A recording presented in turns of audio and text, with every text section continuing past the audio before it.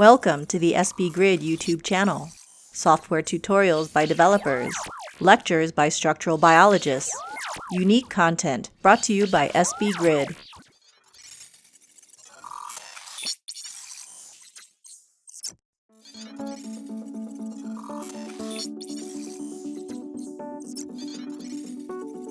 Hi, everyone. This is Jason Key at SB Grid at Harvard Medical School. Thanks for joining for our first webinar of 2023. So happy belated New Year to everyone. So just a few announcements as we get started here. So we are starting our 2023 series of webinars. We've got a software tool on Valentine's Day called FoldSeq. Just note that that one will be at a different time. So FoldSeq is developed in Seoul, South Korea. So we're going to try to find a time in the middle. We're going to start at 10 a.m.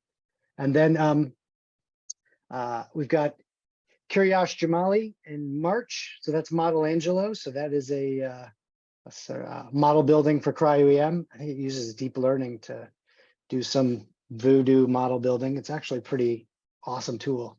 And then in April, we've got OpenFold. And then in June, another NMR tool, Pokey from Woonghee Lee, who is in Colorado now. But with that, I'll switch over to today's webinar. So it is my pleasure to welcome Chris Wabi. Chris is joining us from University College London. That's correct? Yeah, where he's starting his new lab, and he's going to tell us about Titan, getting the most from NMR titration experience with two-dimensional line shape analysis. Go right ahead, Chris. Okay, great. Thanks, Jason. Thanks for the introduction, and thanks to everyone for the invitation to come and talk a little bit about this tool that we've been developing. So, change slides. Good. Okay. So I guess the first thing to point out, and some dodgy animations here.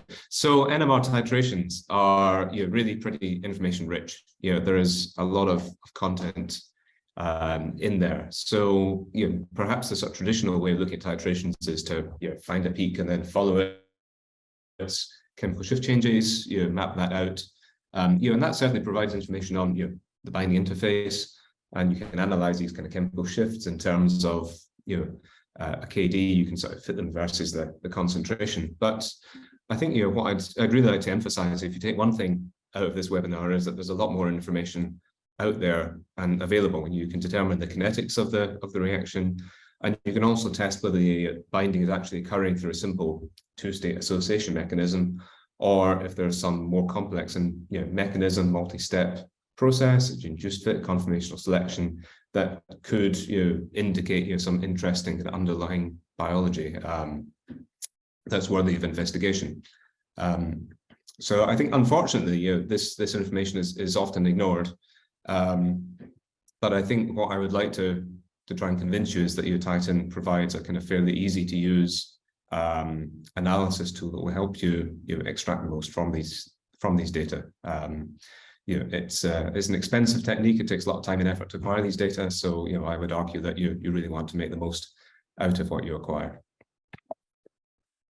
So the structure of the talk today is really four parts. We'll see how the time goes, how far we get. First of all, we'll cover some of the basic theory, the principles behind line shape analysis and titrations. We'll then give a little bit of a demonstration of going through one of these analyses, and then cover some sort of tips and tricks to acquire good data in the first place and to help you with analysis. And then, depending on time and whether there are questions, we can touch on some interesting, more advanced topics. So if I start off introducing chemical exchange for NMR is really the idea that you've got spins, be it in a protein or a ligand, or indeed nucleic acids and ligands, your nucleic acid protein interactions that are interacting and interconverting between different magnetic environments. So you're kind of going back and forth at dynamic equilibrium between different rates. And the kind of prototypical example of this is a sort of simple two-state association mechanism between a protein and a ligand to form a complex. And that complex will be forming through some sort of encounter complex. But this is not, the limit of the mechanisms that we can have. There can be more complex mechanisms where you have conformational selection, so where your protein has a pre-equilibrium between a ground state and an excited state, which is then competent to bind. Or you can have induced fit mechanisms where you have a conformational change after the binding interaction. And these mechanisms can be really important biologically because they provide a basis for selectivity, for controlling and tuning your affinity and selectivity towards different substrates, and can often be really key differences between what would seem, looking at ground states, to be structurally very homologous proteins. So it's these sort of mechanisms, for example, that underlie the selectivity of Abel kinase for Vec over Src kinase, whereas in the ground states, these are highly homologous proteins. Of course, we're not just limited to looking at simple interactions. You can be looking at dimerization mechanisms. You can also consider looking at competition measurements when you're looking at high affinity bindings. You're trying to displace things. Then you can see coming back here, determine what your high affinity ligand is between these. So all of these more complex binding models are things that we're able to analyze with Titan, that NMR can provide information on. So drilling down to the level of spins now, when we think about titration, at a chemical level, we're looking at an interaction between different species, characterized by dissociation constant, association rate, dissociation rate, K-off. At the level of spins, if we are observing protein nuclei, so P nuclei, then we want to think about mapping these species onto different spin states. So we think about your protein, your unbound protein corresponding to state A, and then our complex corresponding to state B. And then these are really described by a simple first order equilibrium, a dynamic equilibrium. So we've got a forwards rate and a backwards rate. And so we need to map on our kind of macroscopic constants into this microscopic domain of the spins. And then each of these spin states in turn will be associated with frequency and then a relaxation rate. So these are the kind of fundamental parameters describing the system. And of course, a protein will have many different residues. So you'll be thinking about having frequencies for free states, bound states, for every single residue in the protein, every different spin in your protein. And these frequencies are certainly proportional to the chemical shift, but it's worth noting that they're also dependent on the external magnetic field strength. So they're proportional to the frequency. So if you record titrations at different frequencies, then you'll get different behaviors because the frequency differences between your peaks are going to be different. So we have to map on, as I say, our kind of macroscopic equilibria onto the sort of microscopic world. So this is model dependent. The backwards rate in this case is simply the dissociation rate, but the forwards rate of going from A to B is going to be the product of the second order association rate, the K-on, with the free ligand concentrations. So this is something you then have to calculate by analysis of the chemical equilibria as a function of the KD and your total ligand and protein concentrations. So there's this kind of process of taking some sort of binding model of KDs, dissociation rates, and then mapping that onto a sort of picture of the individual spins. So this is a kind of important kind of concept within the analysis. So we can then give a sort of broad outline of what happens as you sort of vary the dissociation rate for two peaks. This is a one-dimensional NMR spectra, and if we just simulate the appearance of 1D spectra across a titration from protein to a bound state, this is the simulation parameters at the bottom of the slide. If you're interested, the key point is that it is very sensitive to the dissociation rate. So the appearance of the spectra through a titration depends not only on the KD, but also on the kinetics of exchange. So when the exchange is rapid, if I can pause this. So when the exchange is rapid, then you have a gradual movement of the chemical shift. So you have a pop and your bound state population. On the other hand, when the exchange is very slow, then it's the intensities or the integrals of the peaks that are weighted by the population. And then somewhere in the middle, then you get this intermediate exchange regime where you have a lot of line broadening. This can reduce your signal intensity, but it's really information rich because it contains information on your kinetics. So if we can find a way to analyze this, then you have a lot of information that you wouldn't get just by following chemical shift changes.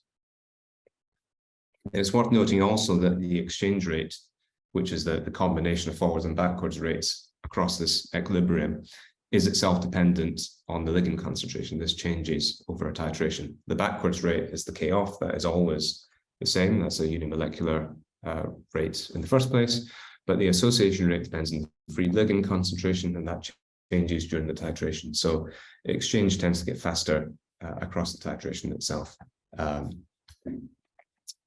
So, when is line shape analysis useful? Well, if we consider, this spectra again varying our dissociation rate as a relative to the frequency difference, we can see that we have sensitivity to the exchange rate over a very wide range of exchange rates. So really, we're getting applicability of this line shape when rates are within roughly 50-fold of a frequency difference. And this is true for any residue. So if you've got measurements of a protein where you've got hundreds of spins in 2 dimensions, then you've got a very large range of frequency differences, and that in turn means that you have a very, very large range of exchange rates that you're sensitive to. So there's a lot of information available in there to extract. So the sort of classical technique in NMRs is 1D line shape analysis, and this is a very well established technique of taking 1D spectra, and it's a well-established principle that we can simulate this. We understand the sort of spin physics extremely well, so we can take a spin system, so a set of chemical shifts, set of relaxation rates, and we can take some chemistry, meaning a dissociation rate, a K-off, sets of populations, and we can simulate exactly the spectra that we would expect to observe. We can then reverse this process and hook this up, experimental data up to the least squares fitting algorithm, to try and determine then the sort of sets of chemical shifts, relaxation rates, KD, K-off, that best reproduce our observed data. So this is the idea of line shape analysis. And this is a very old technique, dating back to the mid-50s of Gutkowski and McConnell, who first showed the sensitivity of NMR spectra to kinetics. And then the idea of actually computationally fitting your data to observed NMR spectra came about a decade later in the sort of mid to late 60s with applications to small molecules. So these are not new techniques, but today, even for proteins, it can still be useful applications. For example, with 19F NMR spectroscopy, where you can selectively introduce fluorines into proteins. This is an example of a collaboration with Gary Pielek's lab and Sam Stadmiller at UNC Chapel Hill, where introducing a fluorotryptophan into an SH3 domain allows us then to study the interaction of this domain with different peptides from the SOS intrinsically disordered signaling region. And we can do this quite efficiently and do this as a function of temperature. So you can measure not just the KD, but you can also extract your enthalpies and entropies of binding and of activation for the kinetics. Okay, so that's well and good, but these are pretty well-established techniques. So how do we go from 1D into 2D data? Because when you're dealing with proteins, by and large, you are looking at 2D spectra, so you can resolve the multitude of signals coming from different amides within your protein. So this is an example of a typical titration measurement where you can see every peak here is corresponding to a single amide residue within the protein, and you can map out the amides that are shifting. So that are near the binding interface, others are less perturbed. And so we want to establish a way to actually analyze this in a really kind of physically rigorous manner.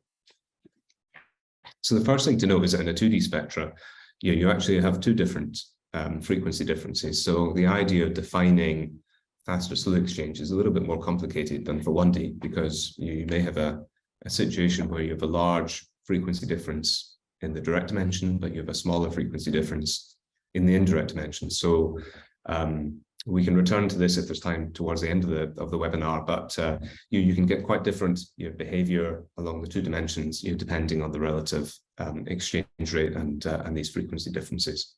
And this can actually depend also on the pulse sequence itself. So you have to take consideration of what is going on in you're looking at these things. Now, an early approach to looking at line shape analysis of 2Ds was really to sort of approximate these and just say, okay, well, let's take cross sections through, or let's take projections, take the sums, along a dimension. and then analyze this as if it is a 1D spectra. And this is effective to an extent. It works in some cases. It works reasonably well. However, it's not theoretically grounded, and there are a number of problems that come from this. So, firstly, a very common problem is if you have peak overlap. If you've got two amides and across your titration, then they're intersecting, they're overlapping each other. This makes it very difficult to take cross sections and to deal with this. Now, whereas in 2D, you can resolve these relatively easily. Another problem is normalization. So in 1D measurements, you have no delay between your first pulse and actually acquiring your data. So the integral is related to your concentration. In a 2D measurement, this isn't true because signals are relaxing between your first pulse and the point where you detect them. So you don't have this proportionality anymore. And so you need to normalize everything individually for each spectrum because you don't have any idea what the overall normalization should be. Now, if you've got ideal data, this isn't a problem. You can kind of take your integral and then normalize again. But in the presence of even a modest amount of noise, then this becomes really quite challenging to try and normalize your peak volumes. And so this is a challenge. Alternatively, you can try and fit each peak amplitude individually. But of course, this then adds an awful lot of free parameters. So your analysis becomes much less powerful. But the situation is even a little bit worse than that because it's not just difficult to normalize 1D sections, cross sections, but it's actually impossible in some circumstances. When you have slow intermediate exchange, you will have differential relaxation between different states of the molecule, which mean that the normalization you would need to apply for different cross peaks would be different. You can also have issues if you have HMQC spectra. So the details of the experiment are significant. So the exchange regimes that are experienced during an HMQC experiment, so these are very commonly acquired as so-fast HMQCs, are very different from an HSQC or multiple quantum versus single quantum. And so the exchange is different. And so the appearance of the spectra, your intensities, the line shapes will actually depend on the details of the pulse sequence. And this is something that's not taken into account using kind of your simple 1D approaches. And so we thought a few years back that there must be a better approach to this this problem. And we think that there is, and it's really quite straightforward. So if we take the idea of simulating spectra with Bloch-McConnell equations and working backwards with least squares fitting, we understand NMR theory extremely well, particularly for these relatively simple experiments. So we can take our knowledge of quantum mechanics and spin physics, and we can just simulate our experiments for a given set of shifts, relaxation rates, and chemistry. And we can then select a region of the spectrum and then hook this up to a least squares fitting algorithm.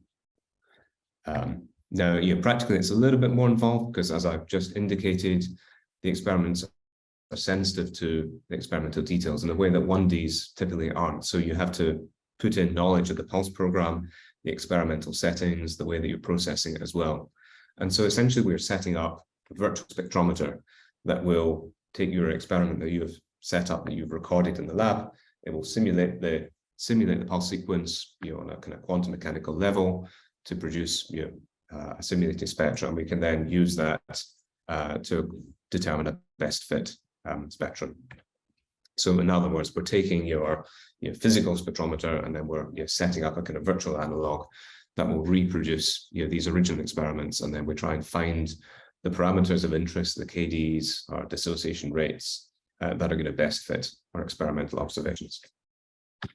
And this is what Titan does, and it works pretty effectively. So this is an example. We've got our observed data on the left-hand side of this panel, and then on the right-hand side, we can see our simulated and fitted experiments. So we can see that we can really get quite a good agreement, and we're actually dealing, here you can see, with overlapping peaks, well, without really any trouble at all. So we've produced a software package called Titan for titration analysis that implements this. We've tried hard to make this as easy to use as possible. We want this to be. We set this up with a simple kind of flowchart kind of interface where you just step through, work through the process down to the fitting and then the analysis of the results. So this is now kind of fairly popular software. We've got about 700 users or so, kind of growing, and it's completely free for academic use. This is available for download, or it's installed on NMR Box, and now I think as of yesterday it's available in SBGrid as well. So really grateful to everyone at SBGrid for helping and making this available. So to look at the program itself, it's got a sort of block structure. You've got the kind of core fitting algorithms into which you then plug in the details of your pulse sequence, and then some sort of binding model that describes the chemistry. So this might be a simple kind of two-state interaction of KD, dissociation rate, but this is where you can also put in dimerization or induced fit, or three-state binding, where you get multiple binding events going on. So there are a range of binding models that are built in that can be analyzed in this way. So we have the core interface here, which is designed to be really as sort of as simple as we can to guide you step by step through the analysis. I'll give a demonstration of this live in a moment, but you can explore a variety of interaction mechanisms, induced fit, conformational selection, dimerization, all sorts of multi-component competition experiments are all implemented. And if there are experiments or models that you are interested in and haven't been implemented, then you can either do it yourself in MATLAB, or feel free to drop me an email and we can code these things up. Very happy to help people out in that way. Once you have your spectra loaded in, you can draw a lasso about the peaks and the regions in the spectra that you want to analyze. And then the fitting process runs typically in just a few seconds, and will give you parameters like your KD and the K-off, and a comparison of your observed and fitting experiments. So first example here is of a simple protein peptide interaction between FIR and two different N-box peptides. So these data were actually recorded in 2010 by Andres Ramos's group. And this was far before Titan was developed. So these are not acquired with any special consideration to this analysis. So this indicates it's perfectly feasible to go through your kind of back catalog of data for a second look. There's no need to acquire data in a specialized way. You may well have existing titration data that you can go back and analyze to get more out. So we took a look at these data and we ran them through Titan. So the results are here. So on the left, you've got the observed data from blue to red, increasing amounts of peptide. And on the right-hand side are the fit shown. So you can see that there's really good agreement between the observed and fitted data. You can also see that overlap here is causing no trouble at all. So we're fitting this very well. We just kind of say to indicate to the software that you should fit these two peaks together because they're overlapping. The KD is in agreement with previous data, but we're now also getting kinetic data out as well.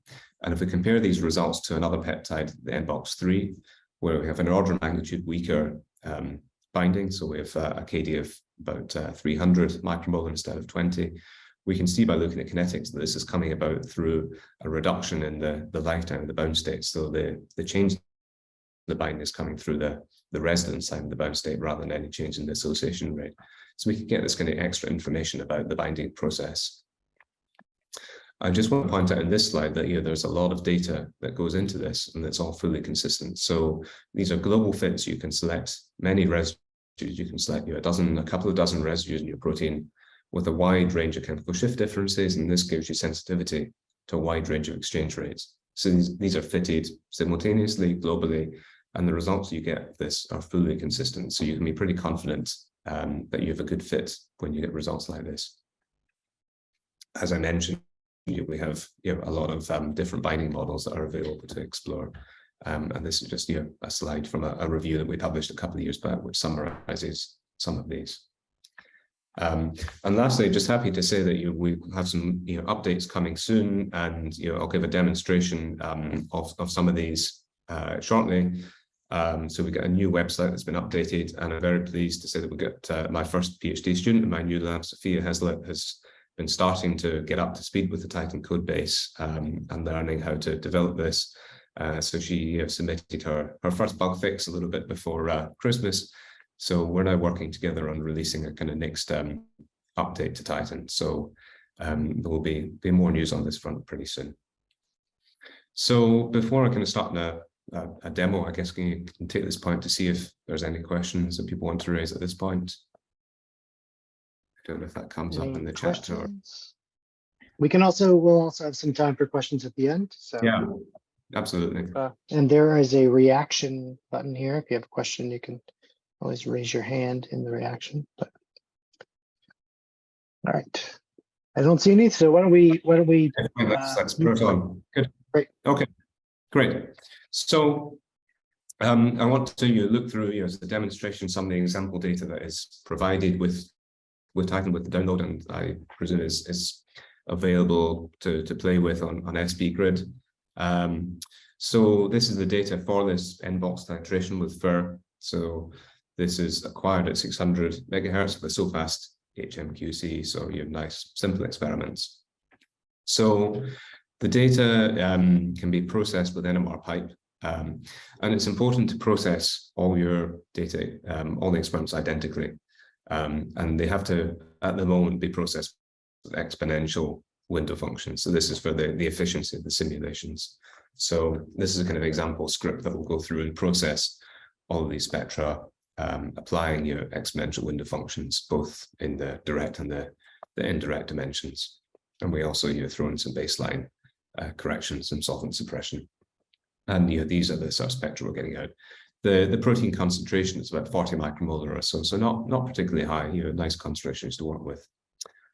In the next version of Titan, this is available on the development branch. Now, we can also import data directly from Bruker, from TopSpin. So this is the same data within TopSpin. So this is processed with exponential window functions. This can also be scripted, with a simple macro. So you can set this up if you've got 10 spectra to churn through to make sure that things are processed in exactly the same way.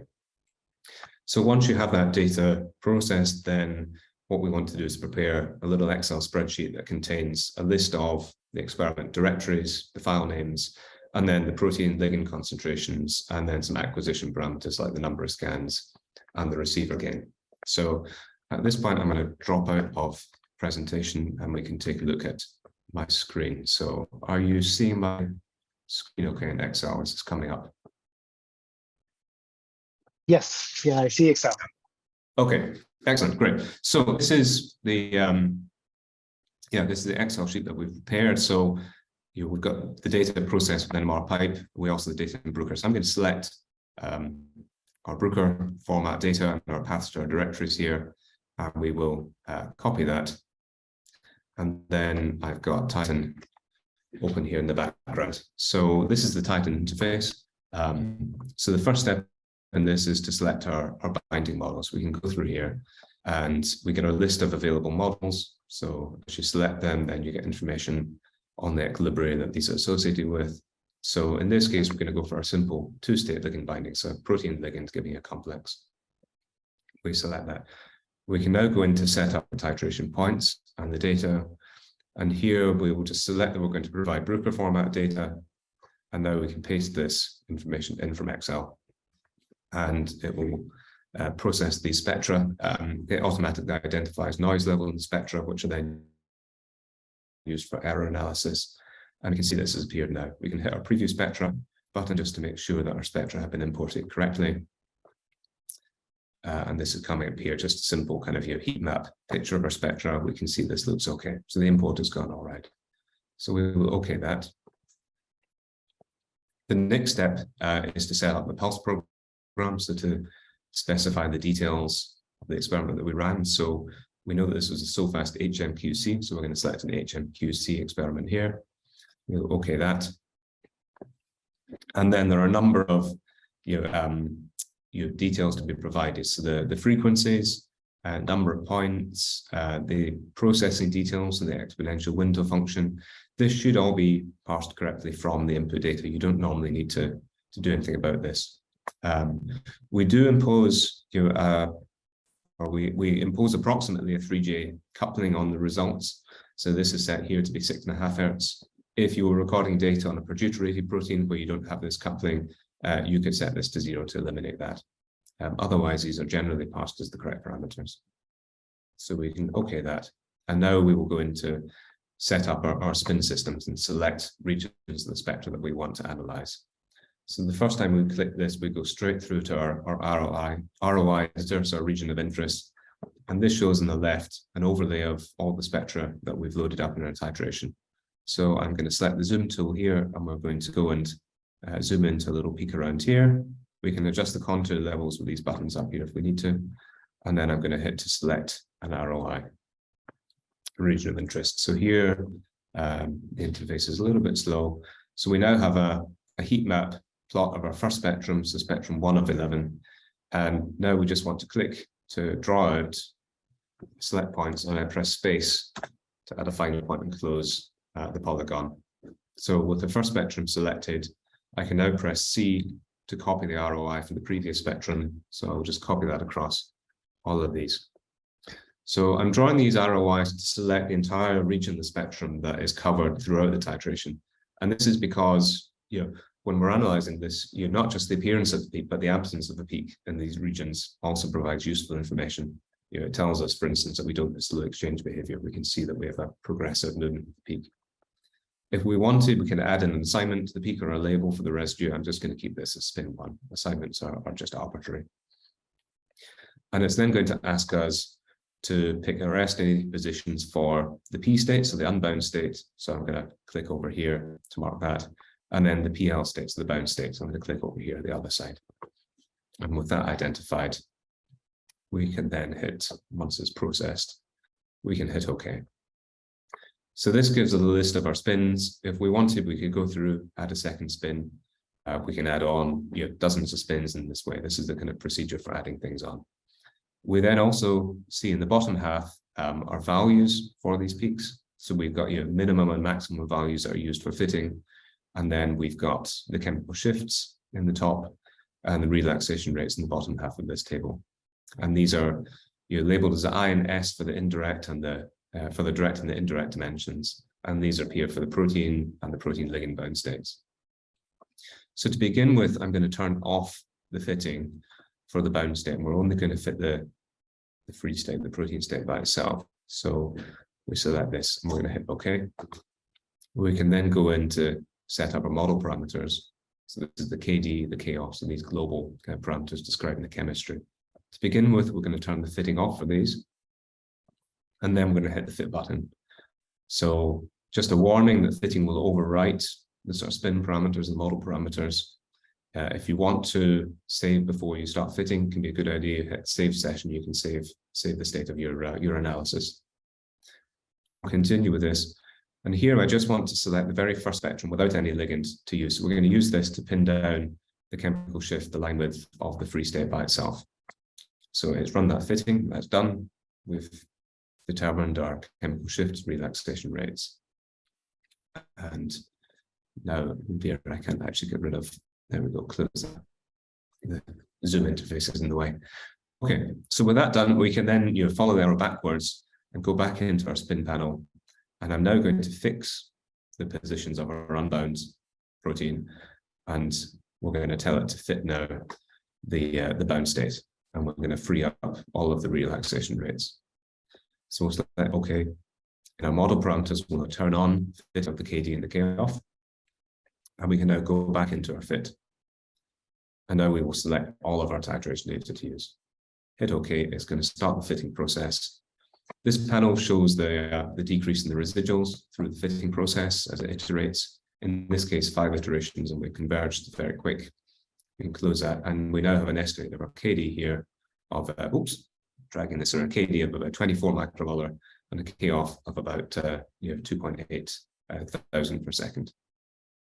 So with just one peak, this is actually pretty close to the value that we get when we analyze about 20 peaks or so.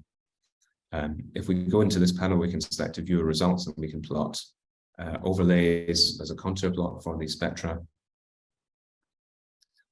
The plotting of contour plots is a little bit slow. It's a kind of MATLAB program, so just be patient at this point, and it will pop up. The fitting itself is usually fast for plotting the results.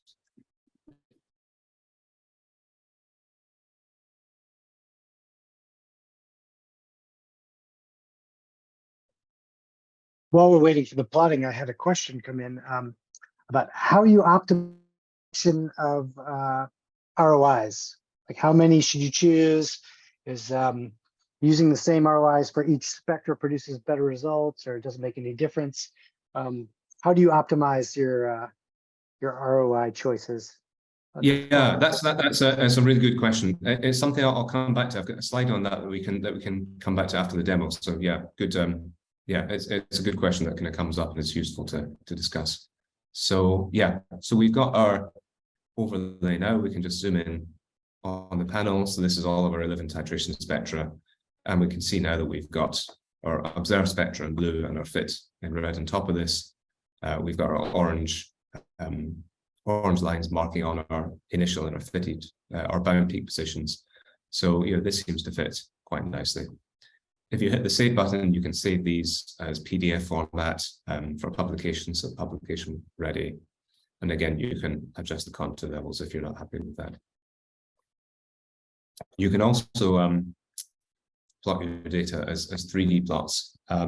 This is kind of helpful because often contour plots can be quite deceptive. It's quite easy to hide features with the noise or have quite large disagreements and intensities that don't show up very well. But here you can now see that you've got all of your ROI is appearing here, and you've got your fit is in magenta compared with your experimental data in gray. And we can see that we're getting pretty good agreement in our peak position and also our peak intensities. So it's worth checking the 3D plots to make sure that your intensities are also being fitted well. So with that, so if your data were in NMR pipe format, you can export these fits back into NMR pipe format. This isn't implemented at the moment for Bruker, so that's a work in progress. But yeah, the idea is you can also export the simulated spectra back out. For error analysis, there's a couple of different approaches, and we'll discuss this with some slides, but we can run this quickly. So with a bootstrap analysis, the errors that come out in the first place when you look at your fitting results are errors that are determined by just the curvature in the chi-squared surface. This tends, we think, to be an underestimate. It tends to be quite optimistic. So the bootstrap analysis that is running here is repeating the analysis several times. Here I've selected 20. You can see it running pretty quickly.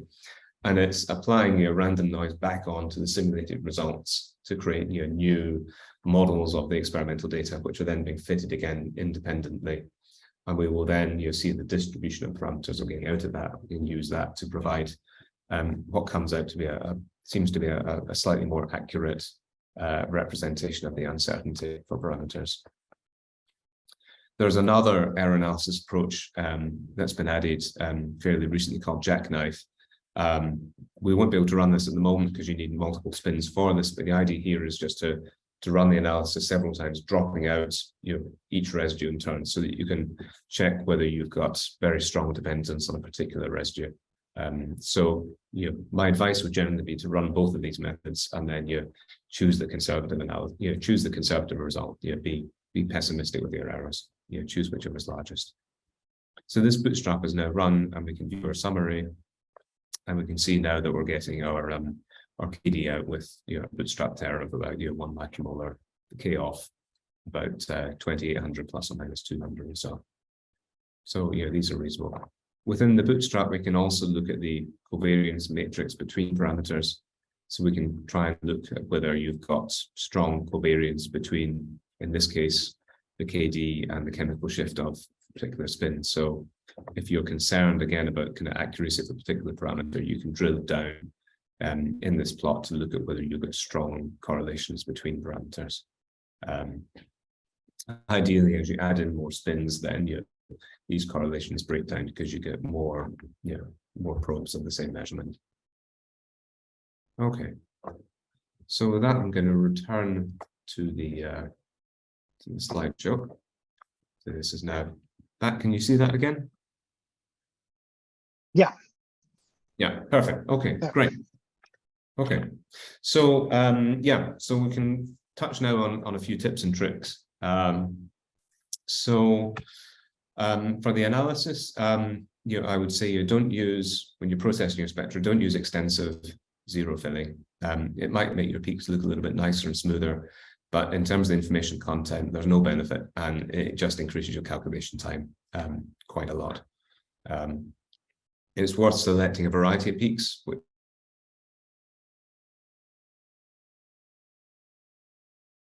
of an NMR titration depends on the frequency difference relative to the exchange rate. By picking for analysis peaks that have a very small shift difference versus peaks that have a large shift difference, then you get the greatest sensitivity to the exchange processes that are going on. Equally, I wouldn't select too many residues, because at some point it starts to slow the calculations down without much benefit. From my experience, having about a dozen residues is usually enough. Although if you've got a very complex model, you might want to add more in. Generally, I would suggest you adding a few at a time until you get a sort of convergence in your results. But within these residues, you go for diversity. You pick ones with large shift differences, small shift differences. As far as you can, try and avoid too many free parameters at a time. These are complex fits with potentially with a lot of parameters. As I kind of illustrated in the demo, it's good to use the protein-only spectrum to fit the free chemical shifts, fixing everything else, and you can then keep them fixed for the rest of the analysis. If you've already got estimates of the KD, for example, from ITC, then it's good to use that as a starting point. You give it as much information as you can before you start. I also mentioned that fitting will overwrite your parameters.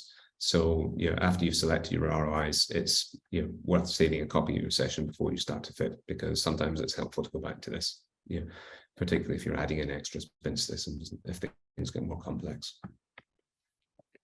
The error estimates that you get initially are kind of quick, dirty estimates from the curvature and the chi-square surface. For reporting, for publication, uncertainties, I would recommend using the two Monte Carlo methods that are provided, and using both of these and then taking the more conservative estimates. Now, in terms of selecting the ROIs, and this is the question I was asked earlier. So, there's not a sort of hard and fast rule over this, but a few kind of tips is, as far as possible, to avoid overlap where it's unnecessary. Don't pick large ROIs that start overlapping with other peaks. Equally, don't pick ROIs that are too small. It's worth having a little bit of extra information, around here. It's kind of gives a slightly better estimation of the line widths. It is worth avoid kind of you picking an ROI just around the peak directly as it moves. In this example, in fast exchange, and that's because in this early regions of the titration, there is information on the exchange process provided by the absence of a peak. Over here, it is saying that, okay, you don't have slow exchange behavior of this. So by selecting a region of interest that covers the entire region across the entire titration, then I think you get the most useful information. Equally, I would say don't go overboard and pick enormous regions of noise, because you're just adding noise. You're slowing down the calculation. It's not useful.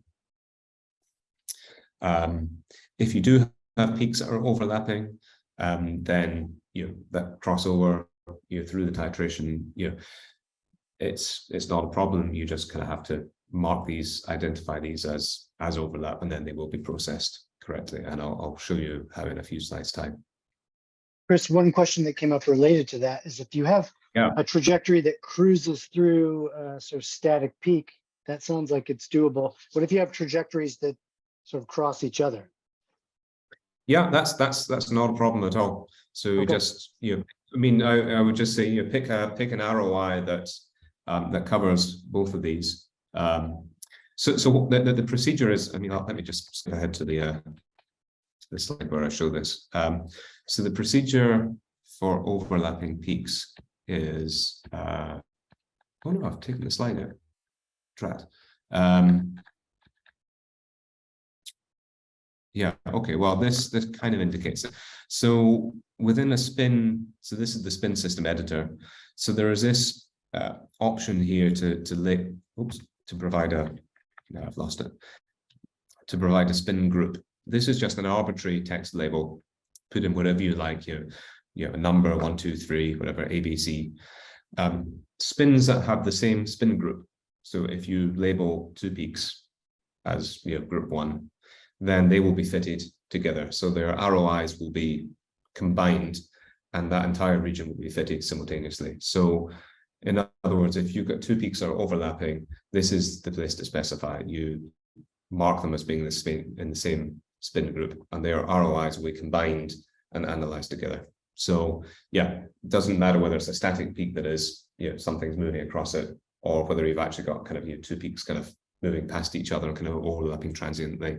That's fine in both cases. Just mark them as being part of the spin group and fit them together. Okay. Okay, great. So yeah, practically experimental level. So really, like any titration, think about your concentrations. For maximum precision, you want to work at a protein concentration that's not too far from the KD. The same is true for ITC, for fluorescence titrations, for any other method. Ideally within the sort of order of magnitude of the KD or so. In terms of experimental design, if you can isolate different processes, that's great. If you have a complex model, so for example, if you have dimerization coupled to binding, then it's worth varying the protein concentration in the absence of ligand, so you can isolate the dimerization reaction, analyze that, and then consider the binding on top of that. If you've got data that are in fast exchange, so if you've got rapid dissociation, then it's quite important to reach saturation, because if you don't, then it's quite hard, if you just have peaks moving bit by bit, to distinguish between a relatively strong interaction with a small chemical shift perturbation or weaker interaction with a large chemical shift perturbation. So you really want to make sure you reach a saturation point to analyze this accurately. This is equally true if you're just doing a titration analysis by following chemical shift perturbations. So this is not unique to line shape analysis, but the same issues apply. At an experimental level in the lab, to perform accurate titrations, different groups have different ways of doing this, and I always like to hear other people's tips and tricks. I think what you want to make sure you avoid is losing control of your sample volume, which then means that you have errors in your protein concentrations, your ligand concentrations. So taking a sample out of the tube, putting it back in again, at least in my hands, I always end up with bits of the sample stuck onto the walls of the glass pipette, which then means I don't know what the concentration is, the volume is, and the concentration. I tend to just titrate, just pipette in a little bit of the ligand to the top of the NMR tube, put the cap back on, invert it a few times to mix, and then I know that I've not lost any volume. Some other suggestions are to actually use a very long spatula, pipette onto the spatula, and then put the spatula into the tube and mix that way around. But yeah, just be aware of avoiding these errors in volume. And similarly, that means that you're using 3mm tubes or Shigemi tubes for titration work is a little bit tricky, unless you're preparing separate samples for each point when you've got good control of your concentrations again. In terms of pulse sequences, so there are some issues with the analysis of sensitivity enhanced HSQC and amyloidosis experiments. So the pulse sequences are a little bit more complicated because they go through different coherence transfer pathways. They depend on lots of different relaxation rates of multiple quantum coherences and longitudinal relaxation rates. There's not information on that available from the spectra. And so we have not been able to implement that within Titan. So where possible, I would suggest to avoid that. Where you've got this data, to the extent that you can ignore any exchange that occurs during the coherence transfer periods, which are a few milliseconds, then you can probably get away with it and not much issue. But if you can avoid this in the first place and record with some other experiments, then that is preferable. It is possible to sort of test the sort of sensitivity, the dependence of your analysis on these coherence transfer periods by repeating analysis using an artificially high J coupling constant, which effectively compresses the coherence transfer time, so reduces the impact of that relaxation. If you get the same results, in both cases, then that's a good indication that you've got accurate results. And lastly, it's really important to have good baselines and to have good quality pulse programs.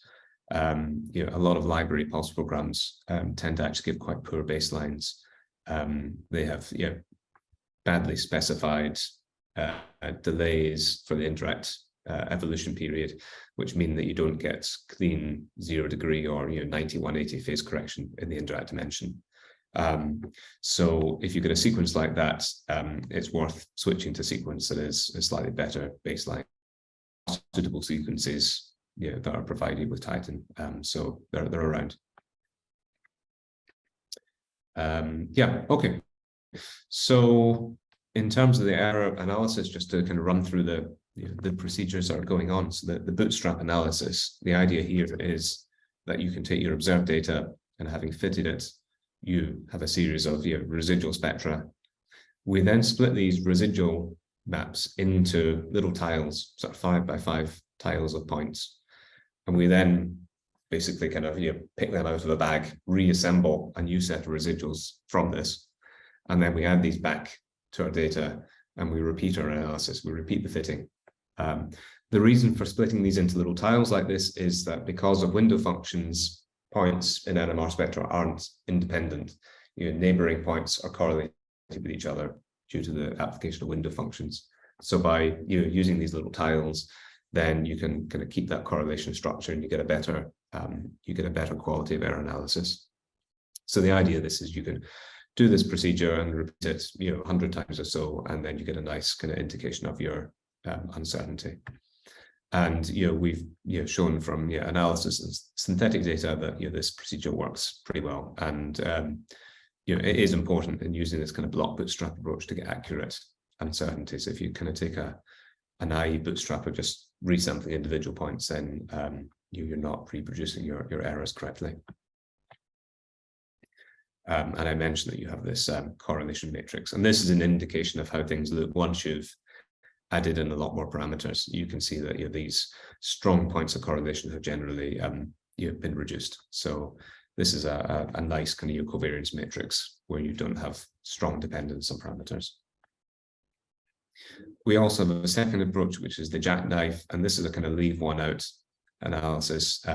This is only able to estimate model parameters, but it's quite a nice, quite a rapid approach. So yeah, in general, I would just recommend, you know, recording, using both of these methods and then choose the most conservative results. You know, another idea, if you're acquiring data, is actually to record multiple experiments across the titration. So I mentioned that, you know, different experiments are sensitive to exchange in different ways. So the impact of exchange on the HSQC is different from an HMQC. So why not require both during titration? You can then analyze these independently and you get much more confidence in your results. So we published this a couple of years back with Ben Davis from Vernellis, where we acquired, you know, both HSQC measurements and HMQC measurements across a binding measurement, and you can fit these to get KDs, K-offs, and, you know, in doing that you get a lot more confidence that you've got the right parameters. We also show that you can use HZQC, so zero quantum and double quantum correlation measurements to give you, yeah, even more information. And if you look at the paper, this is quite nice. You can acquire both these experiments simultaneously and separate them post-processing. So these are very rapid experiments. They can be acquired in a sort of SOFAST form. So I would encourage people to take a look at these. Lastly, if you've got, if you want to set up kind of your global parameters, so if you have a model such as dimerization, where you've got potentially an asymmetric dimer, you've got two different spin states within the dimer. By default, these are fitted independently, but if you know that you have a symmetric dimer, then you may want to constrain these to be the same. And so the way to do this is in your spin system editor, you can set parameters to be shared parameters. So shared parameter 1 for the proton shift of both dimer 1 and 2 states, share parameter 2 for the indirect shift, and so forth. So setting parameters, these shared values will fit them together. I'm often asked how to get out the chi-squared for the fit. So this is shown in the output through the f of x column. So this is the chi-squared normalized by the noise, but not the reduced chi-squared. I'm not a big fan of trying to calculate kind of reduced chi-squared for nonlinear fits. It doesn't really make much sense. It's not particularly meaningful. It's very easily kind of gamed by adding in more regions of baseline with increasing noise. My recommendation for whether you've got a good fit or not is really to use your eyes. Inspect the contour plots, inspect the 3D plots to make sure your intensities are agreeing well, and that you've good quality fits. A lot of these tips, we published in a protocol paper a couple of years back. This is targeted at intrinsically disordered proteins, but I think most of the advice is equally applicable to any other sort of analysis. If I return now to the demonstration, just one thing that I haven't shown is if you've done your analysis, then you're often want to then see if a different binding model fits better, if you're not quite happy. So if I want to, if I've done my analysis of the two-state model and I see, okay, it's not quite fitting correctly, I want to look at this as an induced fit. We've now introduced a feature so you can convert different analyses between different binding models. So if you save your session as it is, so this is my fitted session that we went through, I'm going to put this on the desktop. Save this.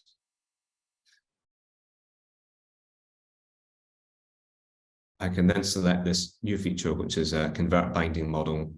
And this is asks you select a saved session to convert. And it's not going to modify this original session. So on the desktop, I've got my Titan session here. And we can now select a new model to apply. So if I wanted to convert this to an induced fit analysis, we now have three states. We've got the protein, we've got the complex and an open conformation, complex and a closed conformation. So we can select this. We then have to identify, so we map, okay, the protein is now the protein, that's fine, that's not changed. And similarly, the ligand is the ligand. So we're mapping our concentrations. We now need to identify states in our new model based on the chemical shifts we picked for the old model. So our free protein is the same. But we now have to take guesses. The system needs guesses both for the open and the closed states of the bound state. So for now, I will map both of these to the bound state from our two-state model. So you may, and then you're invited to save this as a new session with the new model labeled. You can then open that up, load session, and continue your analysis, and you'll have exactly the same ROI, so you can do a much nicer comparison. You may wish to go through into your ROI editor and then optimize the positions of your chemical shifts for your open and closed states before you continue with the fitting process. Okay. So with that, I don't know if there's any other questions that people want to raise. Questions. So you can raise your hand in the reactions. We can also unmute. People can ask their questions directly. So I would request you do raise your hand first, just so that we all don't talk over each other. I'm going to unmute everybody. Let's see. All right, great. I had a couple of questions. One came in over chat as we were talking. How many titration points do you typically use when you're fitting? Like, what do you think is a sort of like reasonable number? And I'm sure it's system and ligand specific and depends on like the quality of your spectra. Yeah, but yeah. Yeah, I mean, I think it's a bit like any other titration, whether by fluorescence or something. I mean, you want to be able to accurately sort of map out your binding curve. If you've got nicely spaced points, then 5 or 6 is plenty. If they're covering an interesting range of binding. If you're going from sort of 0% bound to 100% bound or near 100%, I guess the kind of ideal is that you don't space out your points in terms of the ligand concentration, but you space out your points kind of along the y-axis in terms of you have a spectrum where you're 0% bound, 25% bound, 50% bound, 75% bound. So if you've got those points are covered, then that's a good amount of information. Yeah, I mean, it's if you have these things covered, I don't think there's an enormous advantage to having vast numbers of spectra. Mm-hmm. Having said that, if you have a more complex binding mechanism, then more data is helpful. sometimes the lowest concentration points can be nice because if you have slow exchange, that shows up in the early stages of titration. So getting a couple of points at low ligand concentrations is helpful. One question that came up, and it was one that I was thinking too, is how tolerant of broadening can you be? Let's say, it happens sometimes that halfway through your trajectory, that peak is arguable. That like middle concentration peak is like right above the.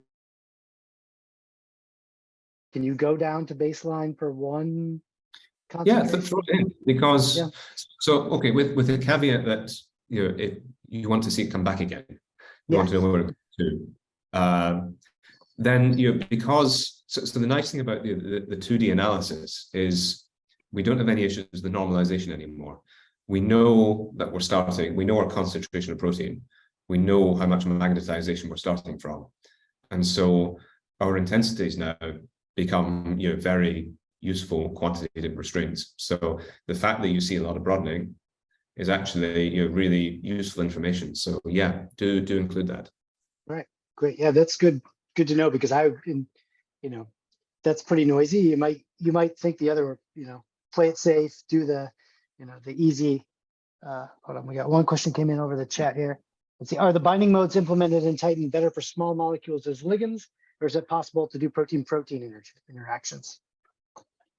Oh, there's no restriction to it being a small molecule. Yeah, protein-protein interactions are absolutely fine. Yeah. Okay. Yeah, I mean, you might want to. I mean, it should pick it up, and we've certainly looked at dimerization and things. If it's struggling, you could kind of give it a clue that the relaxation rates in the bound state are going to be higher, so you could increase them. But yeah, it's not limited to the ligand can be anything you like. There's no restriction there. One other question that came in: special consideration for methyls. Yeah, so methyl groups are really methyl, methyl, whatever. I guess it depends what side of the Atlantic we're on. Yeah. They're great. They're really nice to use. The one issue in principle with methyl groups is that you've got an additional kind of fast relaxing component that can contribute. So there are experiments, and it's implemented within Titan. You can record an HMQC that filters that out. And I think the pulse sequence is provided. I think in practical terms, I don't think I've seen any situation where it's significant. Methyltrosy is an HMQC. It's a really simple sequence. It works really nicely. You can also record the zero and double quantum experiments for methyl groups, and they're very nice as well. You can analyze them. So yeah, methyl groups are great. Fantastic. One thing that occurred to me, and I was thinking of it through your talk, and then I was like, well, maybe it's a little bit out. But then at the end, when you showed the the sort of multi-binding model, you could load in those models, and it had me thinking, like, what if we keep our model the same and we load in a temperature series and try to extract like enthalpic or entropic contributions? Is that something that's, I don't know, on your radar? Am I a little too out there to?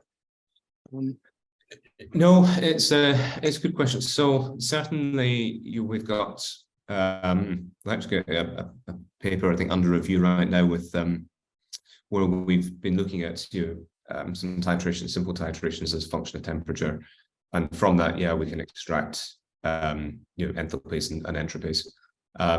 What we're not doing at the moment is doing any kind of global analysis across temperatures. Okay.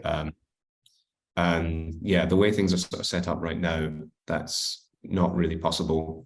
Having said that, one of the kind of ideas, one of the goals of the new group is to develop these things a bit further. So yeah, not immediately, but watch the space. Yeah, fantastic. And I think the only other thing that I have is that dog-based ligand binding is probably the best depiction of ligand binding I've seen so far, and it should be the default introduction to ligand binding for undergraduates at the college level. It was that's pretty great. So any other questions? I think with that we can wrap it up. Chris, thank you very much. Let me just sorry, I should just make sure actually. Sorry, get these extra slides. Yeah, just sorry. Thank a few folks. So certainly the SP Grid for invitation to be here and present, and for hosting the software. But Sophia, who's our new PhD student, who started to maintain and put in some bug fixes. So if you have any problems, then the chances are that you might get an email back from her instead of me in the future. John, who was my supervisor in the postdoc, and this is where the work began, and he's been a great support. Angelo and Tom, Jeff, and Alan at the Crick, who are facility managers and been great colleagues and collaborators. And Ben Davis and Margaret Overy at Vernalis, who helped in some of the work that we've been developing. And I should also just take this chance to put a little plug out that if you're interested in some of this, then we've got a PhD position. All applications close on the 26th. So if you or know any students who might be interested in applying, then feel free to contact me for details on that, or you can probably find it on Twitter. Right.